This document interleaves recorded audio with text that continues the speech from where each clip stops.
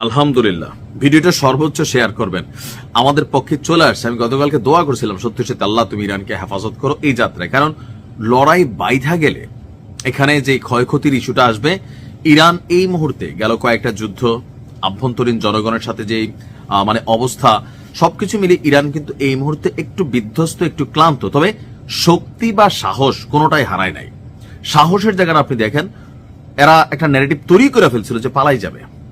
প্রধান যিনি আছেন নেতা, সর্বোচ্চ নেতা, পরিবারের 20 জন সদস্য, আবার বিভিন্ন দেশ তারা প্রচার করলো যে ইরানের অনেক সামরিক অফিসাররা পাসপোর্ট চাচ্ছে, সেই দেশে ঢুকতে চাচ্ছে। এগুলোর মধ্যে আমার কাছে একটা আশঙ্কা হয়েছিল যে মস্কো হয়তো চলেও যেতে পারে, কিন্তু পরিস্থিতি কন্ট্রোলে নিয়েছে ইরান। এখন আসুন মজার কথা, ইরানকে যুক্তরাষ্ট্রের প্রেসিডেন্ট ট্রাম্প বার্তা পাঠিয়েছে। কোথায় গেছে? থাকে না যে যত গর্জে তত বর্ষে না। কারণ ট্রাম্পের এই সামরিক হস্তক্ষেপ সারা পৃথিবীতে আমেরিকা বিরোধী আরেকটা বলয় তৈরি করবে, যা মার্কিন যুক্তরাষ্ট্রের জন্য সারা দিক থেকেই আসলে ক্ষতিকর। তো ইরানকে সরাসরি বার্তা পাঠিয়ে ট্রাম্প বলছে তিনি তেহরানে অভিযান চালাতে চান না। মাশাআল্লাহ, শেয়ার করেন। কেন চান না সেটা নিয়ে আরেকটা ভিডিও বলবো। ইরান আসলে তলে তলে কি ঘটনা ঘটাইছিল যেটাতে ট্রাম্প ডরাইছিল, সেটা পরের ভিডিওতে জানাচ্ছি। বাট এখন আসেন যে কেন চাচ্ছেন না। একই সঙ্গে আঞ্চলিক উত্তেজনার মধ্যে ইরানকে সংযম দেখানোরও আহ্বান জানিয়েছেন। আর এই তথ্য সামনে এসেছে পাকিস্তানে নিযুক্ত ইরানি রাষ্ট্রদূতের বক্তব্যে। চলমান উত্তেজনা নিরসনে কূটনৈতিক উদ্যোগ এবং সংলাপের উপর জোর দেওয়ার আহ্বান জানিয়েছে মার্কিন যুক্তরাষ্ট্র, পাশাপাশি আরব শক্তিগুলো।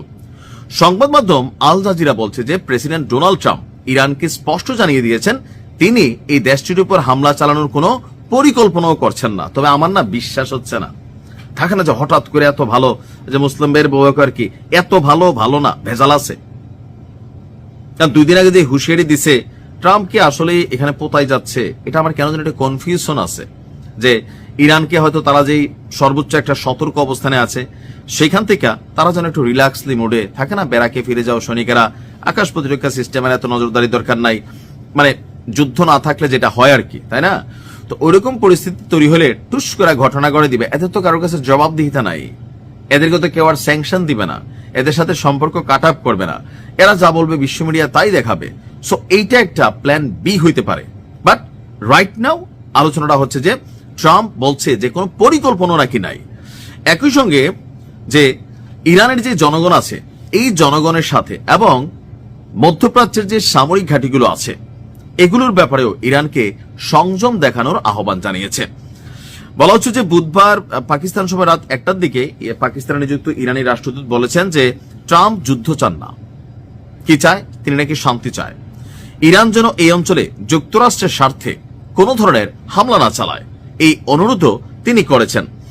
তার বক্তব্য, ইরানের জনগণের শান্তিপূর্ণ প্রতিবাদের অধিকার রয়েছে। এটা আমরা সবসময় বলি, জনগণ কথা বলবে, বাক স্বাধীনতা থাকতে হবে, প্রতিবাদ করার স্বাধীনতা থাকতে হবে, কিন্তু তার মানে এই না রাষ্ট্রের বিরুদ্ধে বিদেশিদের মদদে ষড়যন্ত্রে পা দিতে হবে। রাজা পেহেলভি কি ঘোষণা দিয়েছে দেখছেন তো? ক্ষমতায় গেলেই প্রথম সে যে কাজটা করবে সেটা হচ্ছে ইসরায়েলকে সে কি বলা হয় যে স্বীকৃতি দিবে। তো এটা কাদের এজেন্ডা আপনি আর বুঝতে বাকি আছে? এই রাজা পেহেলভি ইরান থেকে সাবেক ক্ষমতাচ্যুত যে রাজা ছিলেন তারই ছেলে, বয়স কিন্তু প্রায় 75+। সে বলতেছে আমি যদি ইরানের ক্ষমতায় আসি ভাইয়া, প্রথমে এসে ইসরায়েলকে স্বীকৃতি দিয়ে দিব। তো ইসরায়েলও খুশি। বিষয়টা বুঝতে পারছি। জনগণ কিন্তু এটা বুঝা গেছে, আর যখন বুঝা গেছে তখনই কিন্তু তারা আপনার প্রতিবাদে নামে গেছে সরকারের পক্ষে।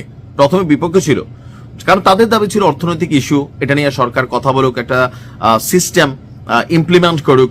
তো যখন সরকার ঘোষণা দিয়েছে যে ওকে আমরা জনগণের সাথে বলবো, আপনাদের কথা শুনবো, অর্থনৈতিক সংস্কার করব, এইটা যাদের মূল এজেন্ডা ছিল তারা চলে গেছে। বাকি রয়েছে কারা? যারা পশ্চিমাদের এজেন্ট। আর সেই জায়গায় ইরান কঠিন কয়েকটা অভিযান চালাইছে, পরিস্থিতি কিন্তু নিয়ন্ত্রণে নিয়ে নিছে।